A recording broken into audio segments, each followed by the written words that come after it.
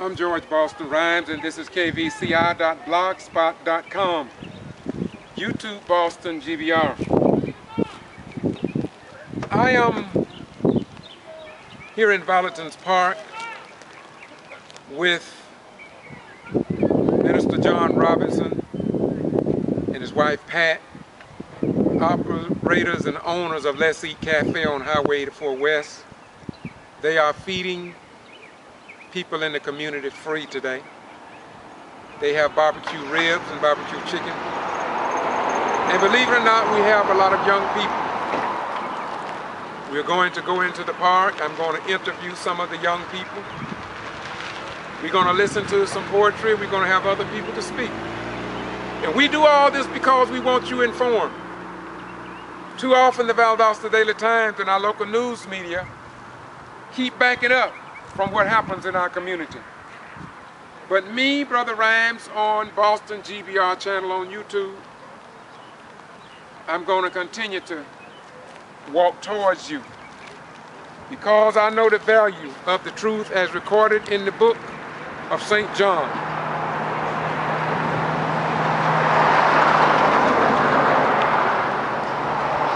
Wherein it reads, "And ye shall know the truth, and the truth shall set and make you free." And so I realize that without truth there can be no freedom. And so I'm going to give you a little bit more truth as we go into Valdosta Park, eat, fellowship, pray, have fun, and may cause those who dislike truth, just may cause them a little pain. Once again, George Boston Rhymes, kvci.blogspot.com, in the city of Valdosta, Georgia, in the county of Lowndes, and in the state of Georgia, and in the country of the United States of America. And we must understand that Valdosta is home to Moody Air Force Base. Yet for the last 3 weeks we have seen our only daily newspaper, the Valdosta Daily Times, ignore the black leaders and white right leaders in our community as they spoke for the good of our children in this community. It was as if though there was a tree that fell in the forest, and then they turn around and tell us that the forest does not exist. When we were at the Valdosta City Council meeting where people spoke, but not one word was published in the Valdosta Daily Times, nothing on television, and nothing on radio for the most part. It is indeed a sad day for freedom of the press, freedom of speech here in Valdosta, Georgia, and open government and the sunshine laws of the state of Georgia. We can only imagine how the voters must feel when they want to know how their elected officials are standing up for them, but without a news media here in South Georgia to tell their stories in 2013 in the land of the free and the home of the brave. Yet they can send their sons and daughters into foreign lands to fight for the rights of others, while they are going to hell by suppressing and abating the truth. Bye-bye. I work 7 days a week so you can have food to eat. I do a lot of overtime,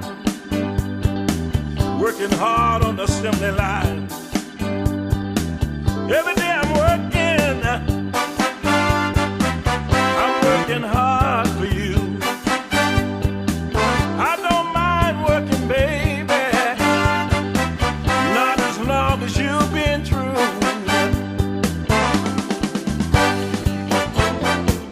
I don't mind putting in all this overtime. Ooh, baby, I'm working hard, baby. I'm working 7 days a week so you can have shoes on your feet.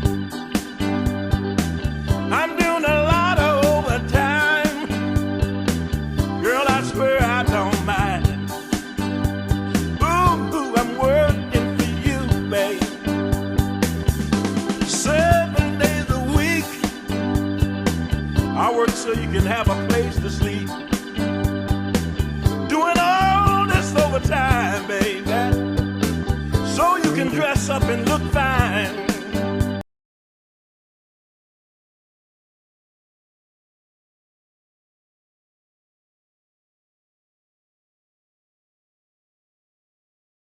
In the county of Lowndes in the state of the United States of America, but we're in the state of Georgia. We have an event here today. We hope that we can get some people here to talk. For too long, Valdosta have been without a news report that will work for the uplifting of our people. We know that the local mass media too often ignore us. But thank God to YouTube and others in the community, we're going to get the job done. Of course, John Robinson, who is over here cooking, he the one put this on. We want you to go through each clip, each video that we have, each interview that I do today, because we want Valdosta Mayor John Gale, we want Governor Deal, we want President Barack Obama to hear from the heartbeat of the hearts in black folk that just possibly have never been revealed before. We want you to listen to it, and we want you to pay attention to what's going on. I have a beautiful brother right here. Come here, my brother. Come on around. Let's get started. What's your name? My name is Timothy Howard. I'm glad to have you, my beautiful brother, being a young man. How old are you? I am 32 years of age. Tell us, as you view the world through the eyes of a young black man, tell us what's your major focus today and what are you doing here in God's world? My major focus today is to bring justice to my people. For we have been in injustice for a long time. We need to be equal in this world. We have jobs, we have grants, we have all kinds of money that's coming from our governments that's been sent down to our people that are not being used correctly. Hold on just a minute, I don't mean to interrupt you. This is something that John Robinson, myself, and others, Mobley, have been talking about for a long time. So what kind of work you into? So when you talk about grants, you talk about Section 3. We've been addressing this for over 3 to 4 years, our elected officials, and we have gone to HUD up at 40 Marietta Street in Atlanta. So what you are saying is that you are young, but yet you still know that the federal dollars come in here is not being used as you think they should be used. Is that what you're saying to the mayor and to HUD office in Atlanta? Is that what you're saying? That's exactly what I'm saying to the mayor. That's exactly what I'm saying to the HUD office in Atlanta. Somebody please show us some attention, because we are out here and our people are struggling. And it's not a game, it's serious. You wonder why we resort to drugs and violence. That's because we've been pushed to drugs and violence. You want these streets to be clean, but you put my people in a situation to fail. How can we be clean and how can we succeed if you are putting us in a structure that's designed to fail? We cannot achieve what we want to achieve. We cannot be who we want to be if we are in a system that is designed to fail. Thank you, my beautiful brother. Dr. Robinson, is this kind of what we've been saying, that if the Valdosta Daily Times and if the television stations can block out the voices of the young people, all they can see our young people do is on the front page for commit crime, but behind the scene you talk about the underworld. You talk about what happened with the food stamp programs and how they manipulate. Will you tell us about that? First of all, what's your name? They call me Doc. I'm John Robinson from the Lessings Cafe. And why did you put this on today? And I'm a minister from the First Antioch Missionary Baptist Church here in Lowndes County.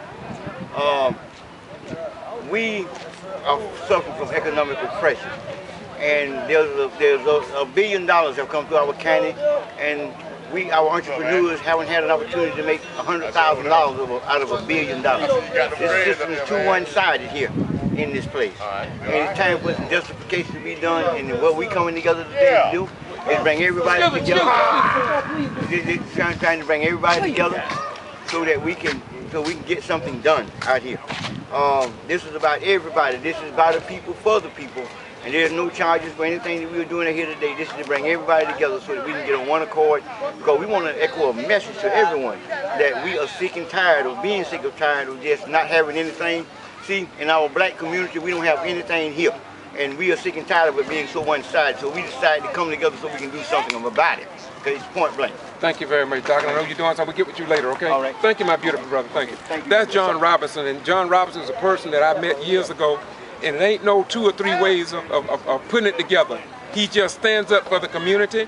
He may be criticized, life been threatened like mine. We help black folk when black folk won't help us. But it's not about us. It's about our children. It's about coming generations. Martin Luther King, Malcolm X, Noble Drew Ali, and others fought for me before I knew what the fight was all about. But what I'm thankful today is that there is a new breed of young folk, perhaps the best young people that we have ever produced in the black community, because number one, they ain't scared as hell.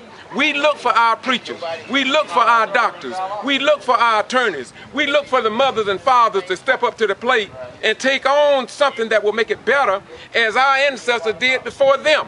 But it seems like all they do is dip, and I'm not criticizing them. Dip means to duplicate Jesus, duplicate Martin King, duplicate other great leaders. They dip.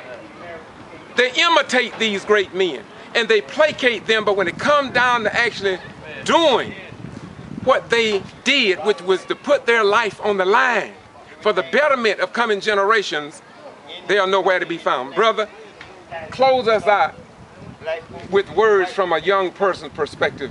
Close us out. Look, it's time to stop duplicating. It's time to stop imitating. And it's time to stop placating. Man, this is real. I'm out here every day. I'm out here. My people out here starving. These people out here eat. Man, it's time for a change.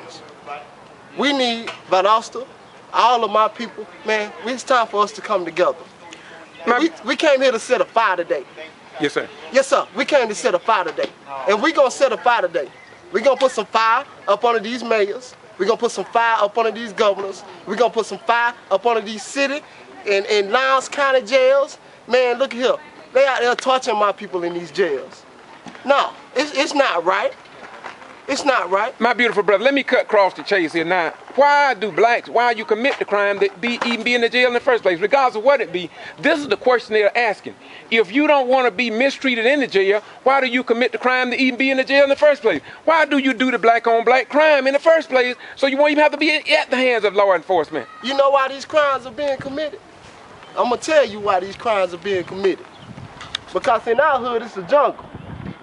It ain't no justice in this hood. This hood is for real. Man, like I said, we starving to eat. Man, my people got to feed their children. And we gonna do whatever we got to do by any means necessary to feed our children. Straight up. So coming from the heartbeat of a young man, y'all excuse me, I don't hardly get this opportunity much to find a black man who will speak out and tell the truth. So what you're saying, that if you got child support, and if you got things that's due, if nobody hire you on the job because you may have a police record or you may have a felony, what you are saying is that you don't have no way to get income, so you are saying that you're going to rob a convenience store. I'm not justifying it, I don't think you either. But what I'm saying is, you saying that you need a second chance, or you do, what are you really saying, short for? I'm saying that there is no second chance in Valdosta, Georgia. Once you mess up down here in Valdosta, Georgia, it's just like the old slavery system. That jail out there is just like slaves being bought. Once you get into that system, your life here in Valdosta, Georgia, you might as well say is decline and over. Because you're going to resort to what you have to do. And we as a people, we go back to what we know how to do. What we know how to do is provide for our people. And like I said, whether it result to drugs and violence, we going to provide for our people by any means necessary. Man, if you ain't gonna give me no job, if I can't come out and fill out an application where a black man can get the position instead of the white man, what you expect me to do? What do you expect me to do? I have nothing else to do. I have no other choice. Well, is this also why young black men are joining the gangs? If they don't have anybody to hire them, if they are looked down on, what other hope do they have in terms of a unified connectiveness? What are you saying that? Do you think what contributed to the gang activity here in Valdosta? This is what contributed to the gang activity. Cause we don't know. You got a young man. He's coming up. He's going to school. He's in the system that's designed to fail. Okay, he may mess up in school. Like I said, there's no second opportunities for this black man. Once he's out, he's out. Okay, now he's in the street. That's like a young child going off into the darkness at nighttime. Where is he going? What is he gonna do? Man, once he's out there, of course, he's gonna adapt. And he adapt to his people. And he has a group of people, whether it be Blood, whether it be Crip, whether it be GD, that's willing to take him in, that's family. That's somebody that's willing to provide and do for him. And I'm gonna tell you something about these gangs. Now, these gangs ain't all bad. You see these people that's down here living up under these bridges, these gangs go by and feed these people every day. These gangs go by and help elderly people that are in our neighborhood. No, brother. I ain't gonna let you get away with that. You telling me that the gangs here in Valdosta actually feed the hungry? Are you telling me that? Oh, yes, sir. Well, why is it? Our people.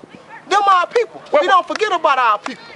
Now, since you said that, would you be willing to call Greg, which is my friend, Greg at Channel 6, or Kay Harris, and tell that story? Or will the gang members come out and behind closed, even they got behind the curtain, and let the people know what's going on, that people are hungry and they need some type of connectedness with another human being, and so they join the gang for affiliation and association? Will you do that? Yes, sir. Did you make that commitment here on YouTube? I am more than willing to do that. But are you willing to add this story? Listen, I got over 200 videos on YouTube, over 150,000 hits and views, and we have no intentions of letting up. The reason I do what I do and will, to answer your question, yes, I will do it. I've already done it. My life has been threatened. But I will do it for black people and white right people, because it is the order of John 8:32, which says, ye shall know the truth, and the truth shall set and make you free. I don't give a damn about going to church, sitting in church and hollering hallelujah every Sunday. I don't care about that. Yes, sir. I'm not a minister like that. My thing is to do what Jesus did. Jesus put his feet on the street. Jesus didn't just talk about the resurrection of his body after he died. He talked about feeding the hungry. In fact, Jesus said this: if you fail to feed the hungry, clothe the naked, visit me when I was in prison, then who are you serving? Exactly. So yes, I'll report your story short form. Yes, sir. And I'm glad to hear that, because you know what? Valdosta Daily Times ain't gonna report this story. You know why? Because Valdosta Daily Times are tied in. Huh? No, they're not gonna report this story. But I do have a black activist that's willing to report this story. And that's what we need. You see my people? You see my people? This is my hood. This is where we come from. This is not a game. We out here for real. This is not a joke. We do this every day. Yes, we resort to drugs and violence. I'm telling you in your face. And it's true. Because we've been pitched a lie. We've been set up in a system that's designed for failure for our black people. Man, it's been over $1 million in grants and loans sent down here to Valdosta alone. Do you know that black people can't even get $100,000 out of $1 billion? Can I ask you a question? Are you in construction, so you know what you're talking about? What do you do every day? I do entrepreneurship. I do brick work. I build things. I'm building my people. That's what I'm here for. And that's what I'm going to continue to do.